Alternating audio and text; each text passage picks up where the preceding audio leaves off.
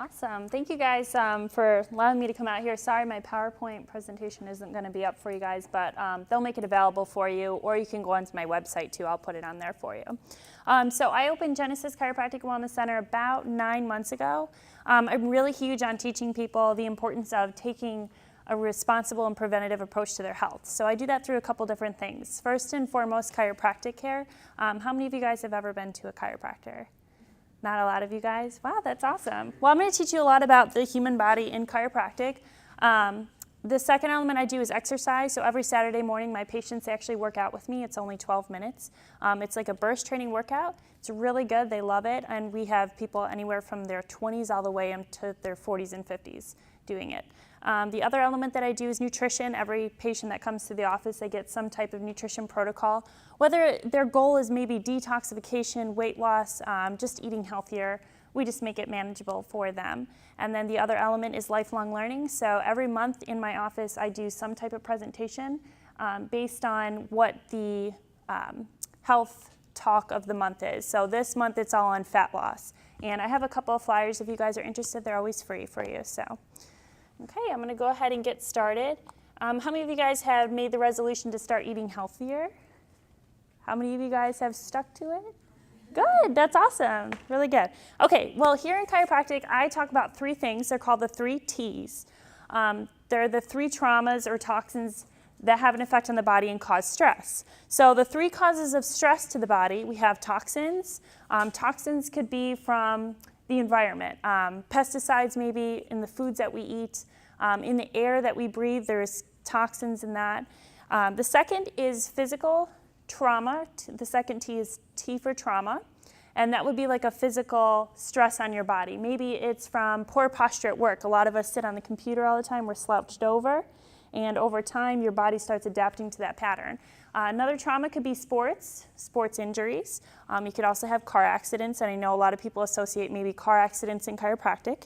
And then the third T is called thoughts. It's your mindset or emotional stresses on your body. Because your emotions really have a huge impact in how the way that your body functions.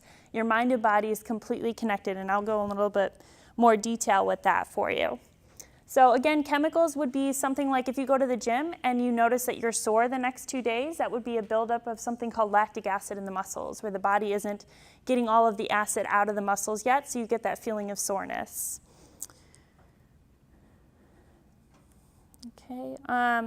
So emotional stress, let's go into that a little bit so you guys have a better understanding of exactly how your mind can have an impact on how your body functions and heals. So think about job stress, or just in general, let's talk about maybe 100 years ago. So 100 years ago, if you were sitting in front of a water hole trying to get water and a tiger came up behind you, what would you do? You'd run. You'd kind of freak out a little bit, right? Your body knows that you're going to have 2 responses. You're either going to run from the tiger or you're going to fight the tiger. It's up to you what you want to do. I'm going to run from the tiger. But immediately what happens is your brain sends a message through the nerve system. It sends a message telling the adrenal gland, it's a gland right above your kidney, it tells the adrenal gland to turn on your stress response. So immediately your body knows, go into stress mode. So what does it do? It releases 2 types of hormones in your body. Cortisol, how many of you guys have ever heard of cortisol? What have you heard about cortisol? Abdominal fat, exactly. But your body releases cortisol in that moment because it knows I have to use cortisol to heal the body. The second thing it's going to do with the cortisol is it's going to cause your blood pressure to go up. So when you're running from the tiger, your body needs to have the blood pressure to go up so that way the blood can go feed the muscles and get the muscles stronger. The second thing that's going to happen is your cholesterol level is going to go up. So in a stressful response, why would your cholesterol levels go up? A lot of us associate cholesterol as being a bad thing, and it's not necessarily bad for your body. Your body uses cholesterol to try to heal tissues. So if you know that you're going to have to run from the tiger, or let's say you fight the tiger, your body innately knows that it has to heal tissues at some point, so it's going to increase its cholesterol. The third thing that's going to happen is your sugar and fat cravings are going to go up. That's what happens in stress. So we always think, why am I craving like French fries or donuts when I'm stressed out? Your body innately knows I need fat and I need sugar, because those are the things that produce cortisol. Those are the things that produce hormones. So innately, it's not your fault that you do crave that stuff, right? The point is, how do we get the stress down so that we don't have those cravings? The second thing that the adrenal glands are going to release are something called catecholamines. There's a couple different neurotransmitters they're called. Basically, your body's going to use the catecholamines to increase the heart rate. It's also going to decrease something called serotonin. Have you guys heard of serotonin? It's a hormone in the body. Anyone know what it does? Melatonin is sleep. Yep, you're close. What was? It keeps you calm. Calm. It's your happy hormone. It's the hormone that keeps you happy. Now, if you're going to fight the tiger, you're going to run from it, your body says, I don't need to be happy, so it down-regulates serotonin. So what do you think happens when your body's not producing enough serotonin? Symptoms like depression. You start to get depressed all the time. So innately, that's exactly how stress responds to the body. So the point is now, 100 years later, when we're not in front of a drinking hole with a tiger behind us, but instead it's our boss behind us, and we're sitting at a desk, your body doesn't know the difference. Only your mind knows, okay, tiger versus boss, but your body still responds the same way. So if you're not going to be running or fighting the tiger, you're more prone to having weight gain because you have cortisol being released. So how do we fight and combat the stress? There's a couple different elements we can do, and I want to talk to you guys today more about nutrition and what you can do, things that you can eat on a daily basis that's going to help your body fight back at stress response. Does that make sense? Okay, good. So when we're stressed out, what is one thing that we start to do? We drink more soda. Why? Because it has caffeine, right? We try to go towards caffeinated beverages or maybe even coffee because we have to stay awake all the time. But one thing that I like to speak about is energy drinks. How many of you guys drink the energy drinks often or know people that do? The energy drinks are really high in caffeine. They have 7 times as much caffeine than a regular coffee or even Coke.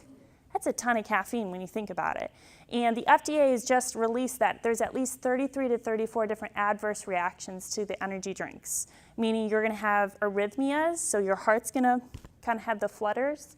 You're going to be more prone to things like allergies or have stomach aches. They even linked a couple of 14-year-olds that drank. There was an FDA that released this, that 2 14-year-olds, they drank 2 of the energy drinks in one day, and they died from caffeine toxicity or from cardiac arrhythmias. So we don't want to resort to energy drinks, right? Everything in moderation. So another thing that we tend to go towards, again, is coffee. So how many of you guys are big coffee drinkers? How many of you guys own a Keurig? Because I definitely do. I love coffee. What do you put inside of your coffee? Like, do you drink it black? I do, but you put sugar, right, and cream. So let's go through creamers, for instance. If you use the powdered creamer, how many of you guys still use the powdered creamer? You do? Powdered creamer I would stay away from. If you look on the back in the ingredients, you're probably not going to be able to pronounce a lot of the ingredients in powdered creamer. It's kind of got one of the more worse ingredient labels than I've seen. The other creamer that you can use, again, is just like milk. But milk has a lot of sugar in it. That's just naturally what happens when you look on the back of the carton. It says milk and it says a lot of sugar in there. So you always want to try to stay and keep your sugar levels down. And I'll speak a little bit more on why with that. The other thing are the sweeteners. So how many of you guys use artificial sweeteners? Artificial sweeteners? This is the way I explain artificial sweeteners or any type of chemical. So if there was a baby across the room and the baby was chewing on a toy and the toy had paint chips coming off of it, what would you do? You would take the toy away, right? Why? Yeah, because there's paint chips coming off it, exactly. You wouldn't feed paint chips to a baby. There's no calories in paint chips, right? But it's still chemicals, it's still toxins. The same thing with artificial sweeteners. There's no calories in them, but there's still chemicals, there's still toxins, and they still have an impact on your body. What happens is when you ingest something like a chemical or a toxin, is your body can't recognize it. So where is it going to store it? It stores it in fat tissue. So if it's going to store it in fat tissue, that means your fat tissue is not going to be able to recognize or tell the body, hey, there's fat here and we need to get rid of it. It starts messing with the hormone and the chemical layers inside of the cell itself. Does that make sense? So what do we want to go for? 2 options. Stevia. How many of you guys have tried stevia? Good. And then if you don't like stevia, most people don't, you go with xylitol. Xylitol is another type of plant fiber. They're both really good alternatives. They don't have any impact on your body unless you have them in crazy high amounts, but you don't have to worry about that. Personally, I don't use either one. I was born with a gene that doesn't allow me to digest sugar. So lucky for me, I've probably never eaten half the stuff that's on the shelves. Yes? What's the brand name for the xylitol? Now, N-O-W. Oh, N-O-W. Yeah. I was like, yeah. Yeah, now they sell it. If you go to like the vitamin shop, they sell a lot of those over there. The other alternative, I would say, a lot of people like agave, go for raw honey. Agave is the way it's broken down and processed in the body. It's no different than high fructose corn syrup. Unfortunately, it's a marketing thing. So I would go for the raw honey. And the reason you want it raw is because they haven't processed it, heated it up, and gotten rid of all the enzymes in it. And we're in Gainesville. It's pretty easy to find some raw honey around here. Okay? So raw honey, xylitol, and stevia. Okay? Okay, so this was a really good slide. I wanted to show you guys. If you ever taken an apple and you've cut it in half, and you notice if you let it sit out, what happens to the apple? It turns brown. Why does it turn brown? Yes, it has a reaction to the oxygen. It's called oxidative stress. So it's a stress on the apple. It's oxidative stress. And what it does is it causes, if you think about it this way, it causes an aging process to happen in the apple. So the same thing happens inside of your body when you have inflammation in the body. So inflammation on the body, and we'll talk about what causes that, will cause the aging process to speed up. If you speed up the aging process in your body, you're more likely to die sooner. So we don't want to speed up the aging process. Now, things that can start to increase the aging process in the body, things that cause inflammation are sugars. So white sugars, for instance, or like white breads, for instance. Those things, if you think about it, are like sandpaper on the arteries. So if you take your artery and let's say you cut it open and you take sandpaper and you rub it on the artery, that's essentially what sugar starts to do to the arteries. And that's when we start to get things called plaquing.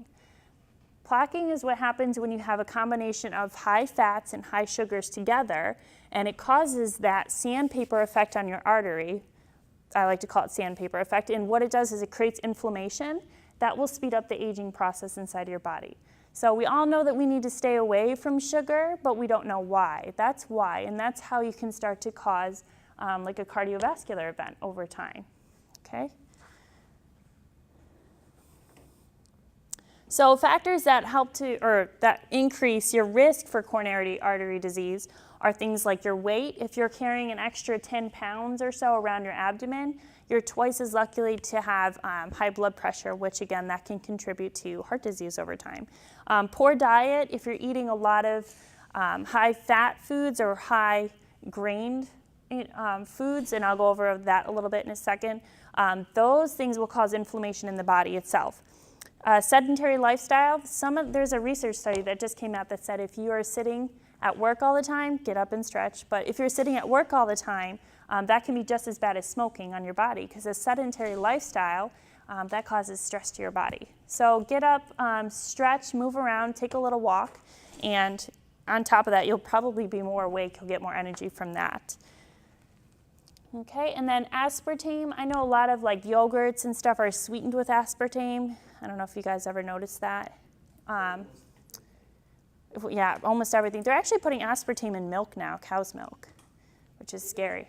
Even sugared gum contains Aspartame. Almost every gum out there has aspartame in it. Yeah. And aspartame was denied by the FDA for even putting on the market about 80 times. It took them 80 times to even push it through. It looks like a black tar, but it can have so many different reactions on the body. It's really a huge cause in things like diabetes, cardiovascular events, lupus, a lot of joint pain, stiffness, achiness. That's what I see in my profession. So where are you going to find sugar? Where's like, the PowerPoint slide has the pictures on here, but let's think about this. Okay, so if I have a bottle of ketchup and I have a bowl of ice cream, which one has more sugar? Yes, you guys are awesome. You guys already know this. Yeah, ketchup actually has more sugar per serving than ice cream per serving. And so the point of this is that sugar's really hidden everywhere if you think about it. Even if you look at your cereals, if you have a lot of cereal for breakfast and stuff, that has a ton of sugar in it. Now, here's the rule of thumb. Your body can't recognize anything under 5 grams. So anything under 5 grams of sugar in one sitting, your body doesn't recognize it, which means it's not going to spike something called insulin in your body. And when you spike insulin, you're more prone to gaining weight. So you want to keep that grams under 5 when you're eating something.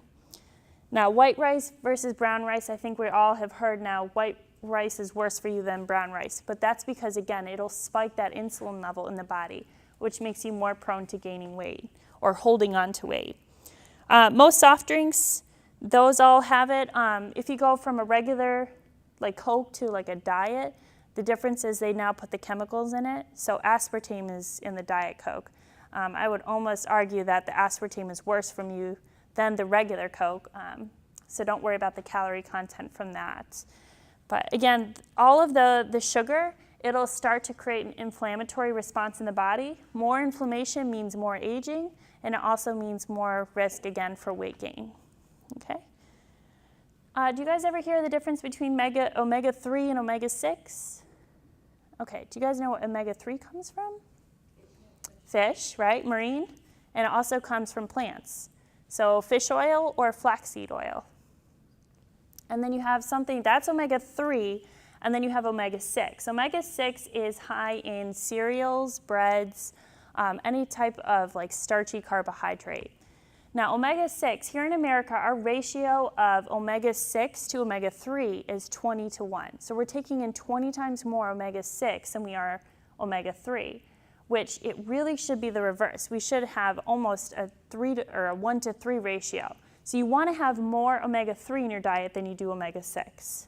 So omega-6, if you look at like the old, do you guys remember the old food pyramid where they had the pyramid on the bottom? What was on the bottom? Grains and breads. Yeah, that's how our culture got to be, dominant in omega-6. When really it's going to be completely flipped now because we really need to focus on omega-3s. Omega-3 is anti-inflammatory, meaning it's going to clean out your arteries, it's going to clean out your cells. And the more that you can stick to an omega-3 diet versus omega-6, you're going to be more likely to lose weight because you're not going to store the excess carbohydrates inside of your cells. Now, a lot of people go on these strict diets where it's heavy on fat and it's heavy on protein, and they get rid of all the carbohydrates. How many of you guys have ever tried that? I've definitely tried it. And this is what happens with your body, is it goes through a rubber band effect. So if you completely strip all the carbohydrates out of your body, the body doesn't now use all the insulin levels that it needs to. And basically the moment that you start to reintroduce a carbohydrate in your body will have the rubber band effect where the metabolism is going to spike, and it's literally going to cause you to gain almost twice as much weight as what you lost before. So a lot of people say, yeah, I took carbohydrates out of my diet, and the moment I went back on, I gained all the weight back. That's why. So you always have to do have a good balance within your body. Okay, have a good balance of carbohydrates, protein, and fat. Omega-6 is also found in like rancid oils. So canola oil, it's found in corn oil, peanut oil. All of those oils are what's considered rancid, and that causes the aging process to increase, or that inflammatory response in the body. So what are some of the oils that are good for us? Yes, olive oil is awesome. I would say use olive oil for salads and for like as a dressing. What is the oil that you want to cook with? Coconut oil is awesome. Grapeseed oil is good. There's one enzyme in it that a lot of people are questioning right now. I would use it again for like a dressing, not necessarily to cook with it. The coconut oil has a really high temperature tolerance, meaning that it's not going to go bad when you cook with it or bake with it. Plus it keeps all your vegetables or meats really, really moist, which is good. Tastes better. You can get some of them that don't. I know the one at Trader Joe's, for instance, that one's really light. It doesn't taste like coconut at all. Versus if you there's a brand called Spectrum, that's a little bit more flavored. But I personally like the flavor. It's just up to you. Okay. Avocado oil, it's really good. Yeah. Heat, not so much. I would again stick with the coconut oil. Peanut oil. That one is more on the omega-6 side. That's more of a rancid oil. And unfortunately, most of it's been genetically modified, and that's why they can, push it off. So, okay. If you think about breads or cookies and crackers have a lot of omega-6 in it just because they have a lot of rancid oils. If you ever turn over the package and look on the ingredients, you'll see like they have some type of hydrogenated oil in it.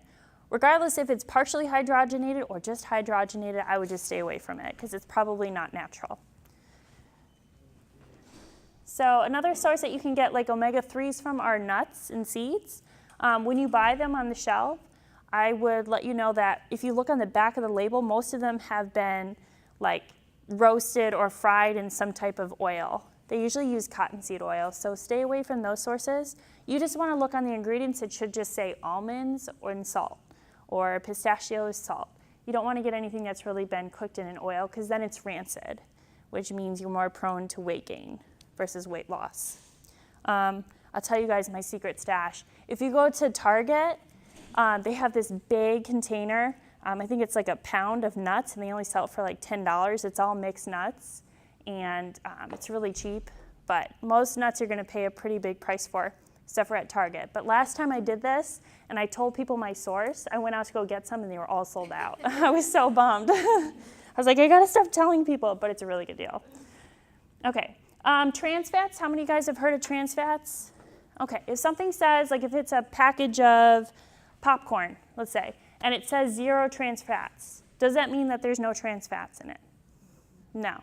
It depends on the serving size, right? So the FDA says it has to be under 1 gram or under 0.5 grams of trans fat. So what they do is they reduce the serving size so that it does have 0.5 grams of trans fat in it. If you guys, I don't know, if you like fast food or McDonald's, for instance, if you ever eat there even once in a while, if you ever notice like the coating on your teeth after you eat something like that, I only know this because my brother has recognized this, but the coating, that's trans fats, that's rancid oils that stays on your teeth. So reasons to stay away from fast food. Okay, and again, that'll cause that inflammatory response to go up in the body. More inflammation means more of an aging process in your body, also more likely to hold on to weight and not lose it. Fortune cookies, not so fortunate. They have some of the worst ingredients in there than I've ever seen too. And I think they're actually taking the ingredients off of the little packages now. They're catching on. Okay, so good fats, good oils. Avocados, avocado oil. I eat at least an avocado every day. It has really good properties in it like fiber. It has a ton of really good fats and gives you a lot of energy. There's something in it called medium chain triglycerides, and it basically gives you a lot of energy pretty quickly. Raw nuts and seeds, we said. Raw butter. If you get regular butter versus margarine, I know there's a huge margarine kick, but if you ever look on the back of the ingredients of margarine, is it even butter? No. It's a ton of chemicals in it. And if you take a stick of butter and you take a stick of margarine and you put them out in the forest, which one do you think is going to get eaten first? Butter, because it's natural. Nothing will touch the margarine, I promise you. You can try it. Nothing will touch margarine because it's all synthetic, it's all processed, it's all man-made. And then in terms of fish, we'll go over your source of fish. Do you guys know the difference between farm-raised versus, I guess, Atlantic or wild-caught? Yeah. Okay, the farm-raised, they've taught fish how to eat corn. It's amazing how we've done this, but they keep them in a bunch of nets and they feed them corn. So you are what you eat and what they ate. So if they ate corn and it's a fish, and you think you're eating fish, you're essentially eating corn too, because it messes up their omega-3 to omega-6 ratio, just like it does in our body. Okay, so you want to go for wild caught, and even Sam's Club, they have wild caught fish too that you can get. Okay. So if you guys are driving a really nice Lamborghini and in Gainesville, you're driving your Lamborghini and you're like, oh no, I have to stop for gas. And so you stop at the gas station. What kind of fuel are you going to put in your Lamborghini? The best fuel. Exactly. You wouldn't put some gas that's really going to mess up your Lamborghini. You wouldn't put that in your Lamborghini. So essentially, you want to put the best fuel inside of your body too. Because the reality is you can replace the parts on your Lamborghini, but you can only really replace a couple of those parts on your body. You can only go under enough surgery enough times, right? So think of your body more of a temple, and you have to put the foods inside of it that you want it to perform. So couple of rules of thumb, again, go for the healthier fats, okay, healthy fats.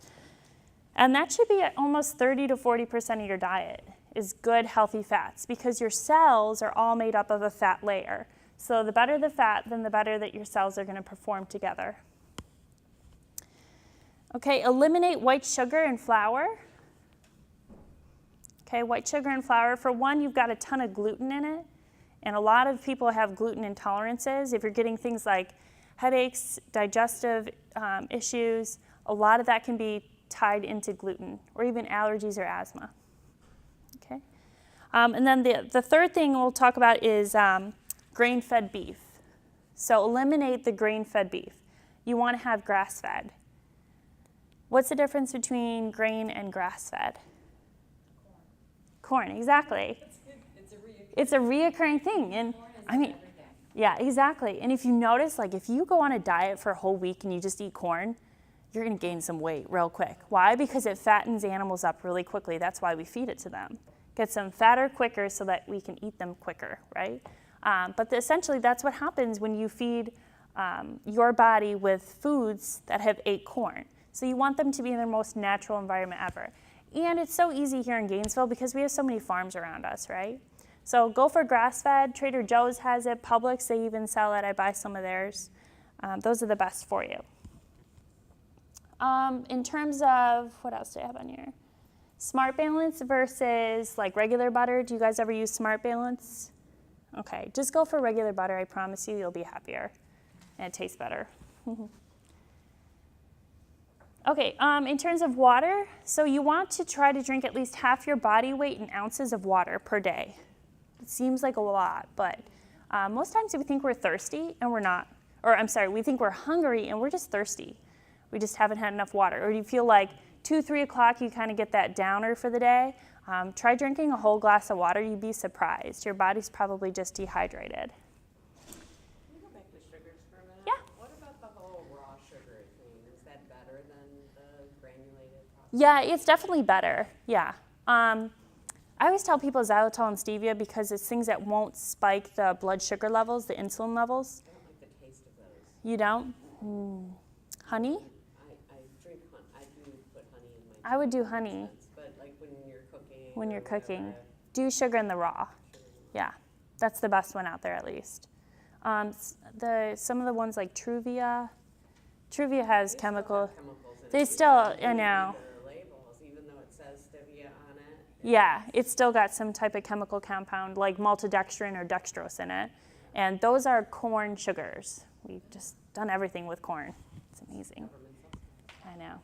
Okay, I kind of want to show you guys this picture. Can you kind of see it? You see like the top, there's not a lot of light? Yes. And you see down here, there's a lot of light. You guys can kind of see that? Okay, what they did was they wanted to extract how much energy was coming out of certain foods. So up here, or we should say down here, those are lentil sprouts. So those are natural grains that we found in the earth, and they can extract and see how much energy comes out of it. Based on how much energy comes out of it, that's how we know how to do a calorie. A calorie is heat energy coming out of that. The ones on the top, that is from French fries from McDonald's. So do you think there's a lot of energy in there? Not so much. Exactly. It's just a lot of rancid oils and, just a high calorie source from rancid oils. I've never heard that term before, rancid oil, but it just makes sense now. Does it make sense to you now? It does. Good. It makes sense. It's horrible, but it's great at the same time. Good. So we can start calling. Yeah, so like when you turn over a package of nuts and it says cottonseed oil, you're like, rancid, no, don't do it. Don't do it. You think you're doing yourself justice, and you are by eating the nut, but the coating is so terrible. Okay, so I always do, this is called what I call the House of Health. So basically, this is how you want to build your diet. At the base, the foundation, it should be built off of greens, like healthy greens, because they have a lot of vitamins, minerals, nutrients inside of them, and also really good fats and oils, because that will feed the nerve system. Your nerve system is made up, in your brain is made up primarily of fats anyway, so the better that you can start to feed your nerve system, the better your body's going to heal and it's going to respond.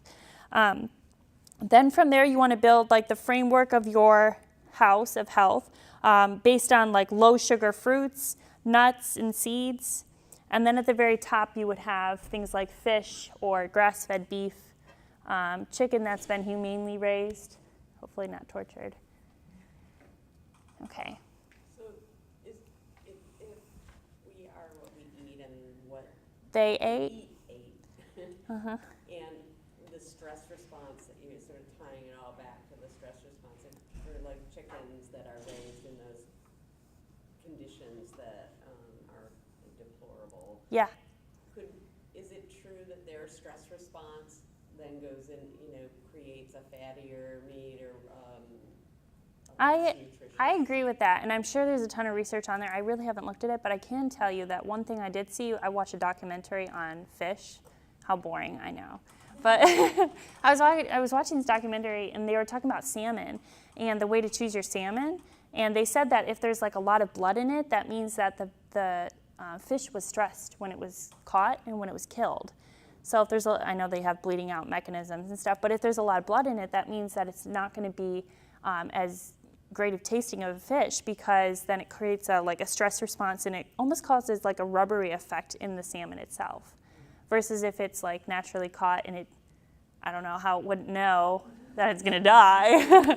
But those fish, they taste a whole lot better. They have better texture and everything to them. So I would imagine the same thing with chicken and the same thing with cow. Like I've heard that with beef too, like if they're killed in such a way that they're really stressed, there's a lot of adrenaline actually still in there in the meat. Oh yeah. And you get that. It makes it really tough.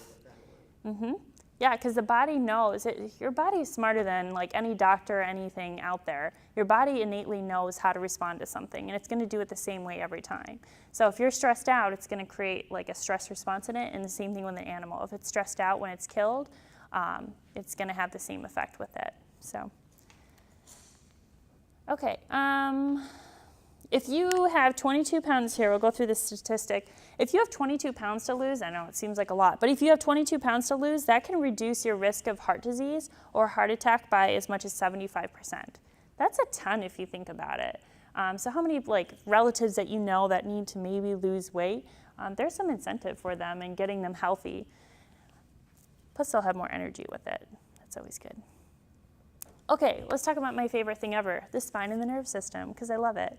I actually have an interesting story. I went into chiropractic, never been adjusted before, I was accepted into med school, I was accepted into chiropractic college, and I was like, man, I don't know which way to go, but I visited a chiropractor and I loved that they owned their own business, so that was my route.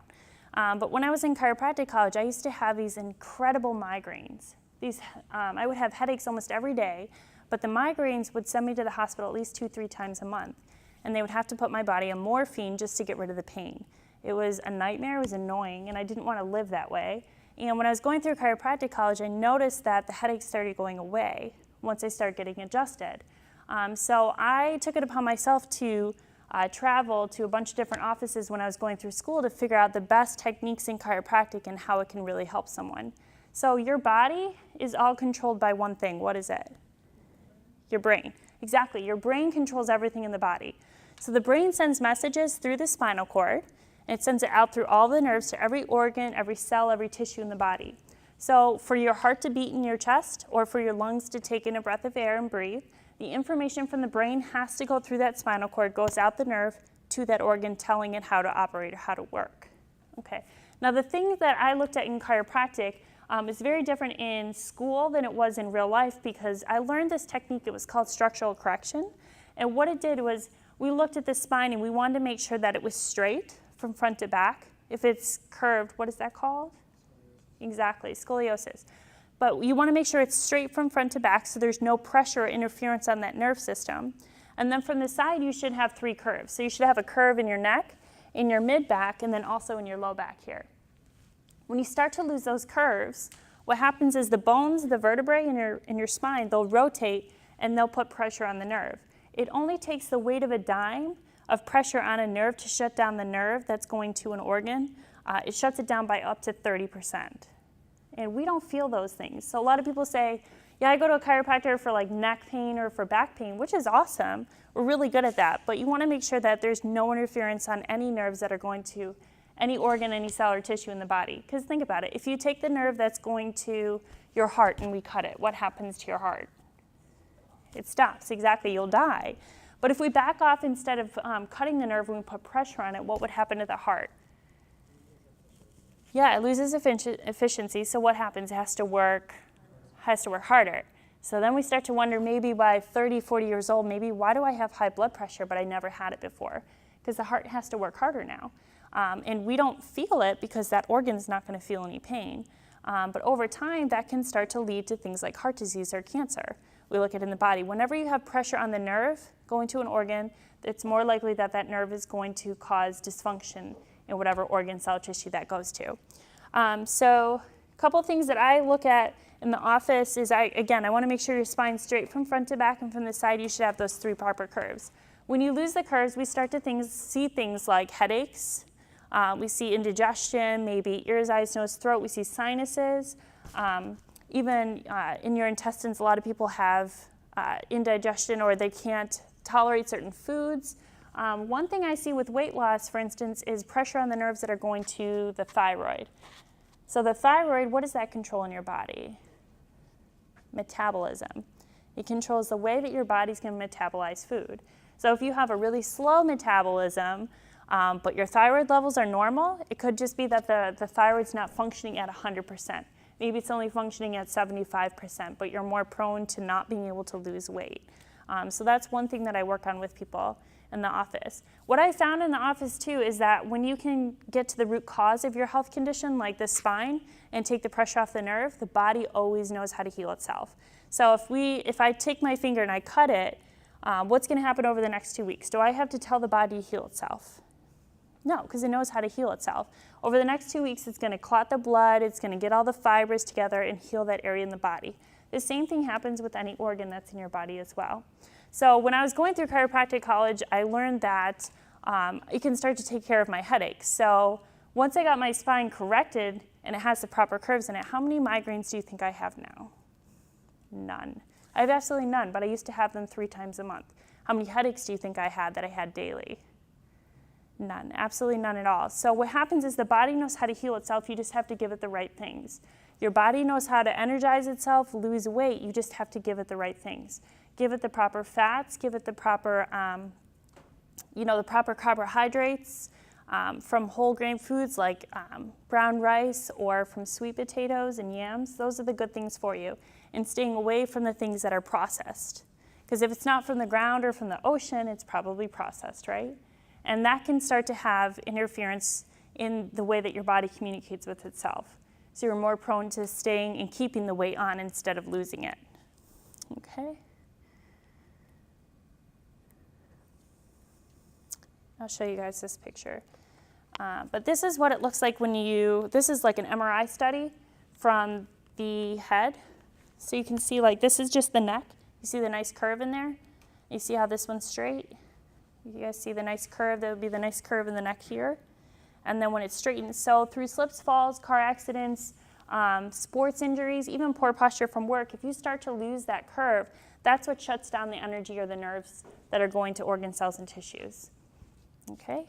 And then so typically in my office, what I do is I look to see where is there pressure on the nerves, and I do it through a scan. It's a thermoscan. It picks up on temperature differences. So whenever you have any interference on the nerves, it creates inflammation in the body. And so the scan picks up on where is there miscommunication or where is there inflammation in the nerves that are going to organ cells and tissues. That's a true preventative approach to understanding if I am going to have a thyroid disorder, or maybe if my intestines aren't going to work the right way. If you can look and see exactly where is there pressure on the nerve, before you even get blood work, it's going to tell you. So it's a good way of indicating it. So I know a lot of people, they go into understanding, I don't have neck pain or I don't have back pain, so I don't need to go see a chiropractor, but we literally do the entire system. And I found through this process of doing exercise with my patients or nutrition or even, teaching them on understanding how the body heals itself, you can collectively get the whole body back to where it's supposed to be at 100%. So, Okay, do you guys have any questions at all? Nutrition-wise, any questions? Okay. Can you give more examples of food that has omega-3? Yeah. So marine or plant. So you have flaxseed. If you have diabetes, I would go with fish oil versus flax because there's an enzyme that gets made when you have diabetes that your body won't be able to absorb flax. So go with fish oil. Chia seeds, you guys have heard about chia seeds?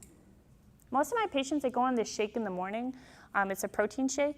It's a plant-based protein shake, but they put flaxseed or chia seeds in it. And it has like brown rice protein and pea protein, so they get the protein in there. What else good?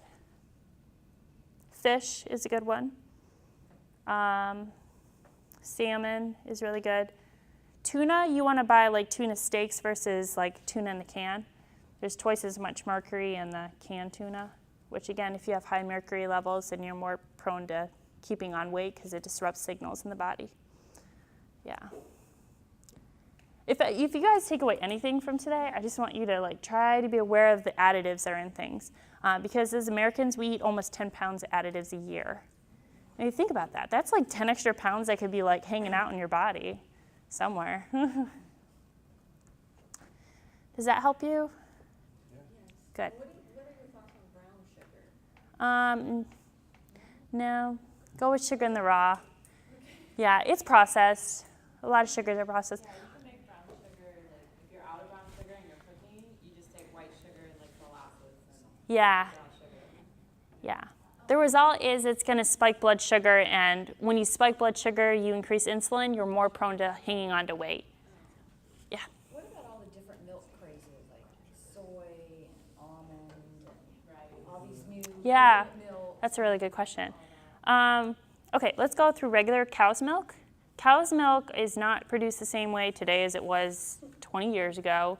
You can ask your parents. Mine tell me about it all the time. But cow's milk has a lot of, unfortunately, I'm going to tell you guys this, it has a lot of pus in it. Because the cows have been treated with so many antibiotics, and the inflammation or the pus in the milk is because it's trying to heal tissues and stuff, so you're not really drinking a lot of milk in there. Also, if you look on the back of like cow's milk, it has a ton of sugar in it. I think there's anywhere from 12 to 15 grams of sugar.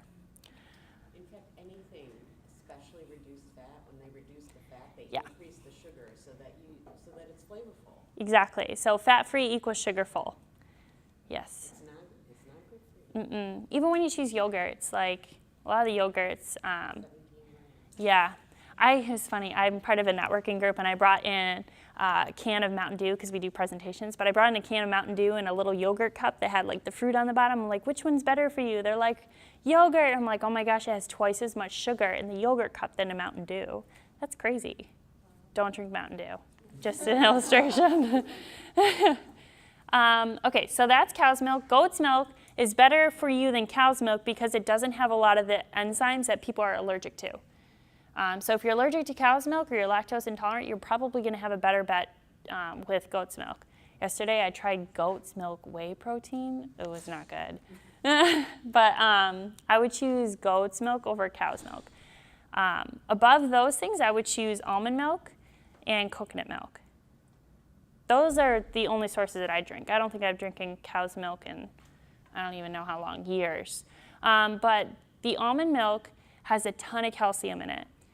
Here's the thing with cow's milk. I love cow's milk because it's so bad for you, and they market it the wrong way. So they always say, drink your milk because of osteoporosis, right? So if you take milk and you drink it, what happens is it's so acidic in your body, meaning your body has to balance it out. So it literally takes calcium and vitamin D away from the bone to try to digest the milk. So taking calcium out of the bone, what is that causing? Yeah. Osteoporosis. It's like, dang. We thought we were doing the right thing. So I would go for almond milk because it has a ton of calcium and your body doesn't have to pull away the calcium levels from the bone to try to digest it. Always go for unsweetened. My favorite is the unsweetened vanilla. I just think it tastes awesome. And then coconut milk's really good for you too because again, it has a lot of medium chain triglycerides in it, which produces a lot of energy. With the coconut milk, again, you want to go with unsweetened because some of them can get pretty sweet. Rice milk is good. Soy, I am just not a fan of soy. I just feel like we've just modified it way too much, and we should really stay away from it. Unless you can get the organically not modified, forms of soy, like some of the tofus, for instance.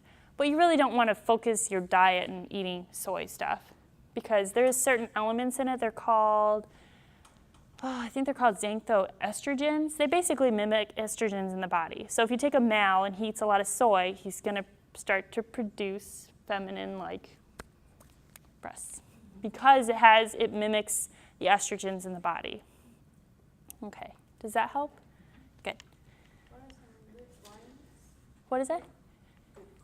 Good grains? I will tell you guys, if you go 2 weeks without gluten, you'll probably notice a huge difference in your body. So let's go with like gluten-free-ish. I would go with brown rice. Oat is good. Is there a difference between the whole oats and the rolled oats, or does it really matter? I don't know. I don't think so. Steel cut is the least processed, so anything that's least processed is probably better for you. Versus instant. Instant's just going to spike your insulin levels a little bit differently. The only reason I eat instant oatmeal is because I eat it like right after I work out, so I know, because I can't digest sugar, I know it'll cause a surge of sugars into my muscles to actually repair it. But if you're going to eat like oatmeal in the morning, go for like steel cut. It takes a little bit longer, but if you put it in a crock pot, it's awesome. It's really good. What else for grains? Wild rice is really good. A lot of people have reactions to barley. I don't know why. But again, I would go with sweet potatoes and yams too. Quinoa's really good. That's a really good one. Yeah, they have at least 8 grams of protein per serving in it. Okay, that one's a really good one. Yeah, but the thing is with gluten is our gluten here in America is completely different than the gluten over in Italy. So if you eat pasta here in America, we got a ton of gluten in it because we just like to change the texture and everything and make it delicious and quick. We can make it really quick. But if you go over to Italy, for instance, and you have pasta over there, they have like half the amount of gluten. So they don't really have all those allergies over there. But we use it, again, to change texture. So is there any pasta that's good? Brown rice pasta is really good. You can get that at Walmart or Publix. So if you make your own pasta, is that better? Yeah, for sure. With a pasta maker, that's awesome. Good. Yeah, they have brown rice flour even at Trader Joe's. Or chickpea flour is really good too. Every quarter, I do like a dinner with the doc with my patients. So we do some type of healthy dinner in the office. It's really fun. But the last one we did was chickpea crepes. They were so good. So, okay. Any other questions? Yeah. Yogurt. Greek yogurt versus the other side. Greek yogurt is probably better for you. It'll just fill you up longer too because there's more protein in it. Yeah. So much sugar added The Mediterranean, I think it's called. It looks so pretty. There's so much sugar in there. Yeah. Yeah, check the sugar. Again, you want to stay under 5 grams. I can't even get low-fat plain under 5 grams. I think it's like 7 or 9, which is fine. But try to get your yogurts 12 and under. But even if you buy like the plain Greek yogurt, I found that adding just a little bit of honey right before I eat it, it tastes just as good as the honey-flavored Greek yogurt. Yeah, exactly. with all the Yeah. additional in it. And you can do like, if you guys like yogurt for breakfast, do like a yogurt bar. Get plain yogurt and get some granola and stick it in there. And then get some fruit, like berries. Berries are awesome. They're really high in the antioxidants, and they'll fill you up pretty well too. Certain fruits I would stay away from if you're trying to lose weight. Bananas, they're really high in sugar. I know they have potassium, but so does broccoli. So bananas I would stay away from, and like melons, a lot of those have really like a ton of sugar in it. Now, fruit juice versus regular fruit, what's the difference? Yeah, they process it, so it's always better to have just the fruit itself because it has the fiber, which means your body won't spike the insulin levels and it won't gain the weight as much. I remember reading once that anything processed, it's like digestion has already occurred before it's Yeah. put into your mouth, and so your body doesn't have to do any of the work. Exactly. And you want your body to do the work. Because that's where you Right. Extracting the nutrients you need. Right. As opposed to having it extracted already before it even enters your body. Exactly. Yeah, it needs to go through that process. So, And for Okay. all of our chocolate lovers out there, Yeah. I know the newest craze is dark chocolate. oh yeah, And I've heard that 70% or above is what you should go for. I agree with that. Yeah, 70 or above. I like 90. I could actually tolerate 90. I like the 82%. That one's really good. Yeah, 90 doesn't have quite as much sugar in it, so I can tolerate a little piece. I get excited. And what it does is you eat one and it kind of, Yeah. Well, the higher the sugar, and again, this is in like Norway and Sweden, they have sugar that's high, like in the cocoa that has 80% or so. They don't have as much sugar in there. So here's another thing with artificial sweeteners. If you put it on your tongue, the body already knows that you're trying to eat something sweet, so automatically it kicks up the insulin levels. So like if you have diet soda, for instance, and you drink that, you think you're doing yourself justice because it's low calorie and it has caffeine in it. But if you put that on your tongue, the body already spikes the insulin levels. So if it spikes it, but it's not getting its calorie content, it's going to dip really low. And so you're just going to be like, I need something really quick. I'm really hungry. So it creates cravings really quickly. Okay, cool. Did you guys learn a lot? Okay, I'm sorry you guys didn't get my cool PowerPoint. I'll put it up for you. And then if you go to genesisgainesville.com, I'll put some stuff on there for you too. All right, cool. All right, you're welcome.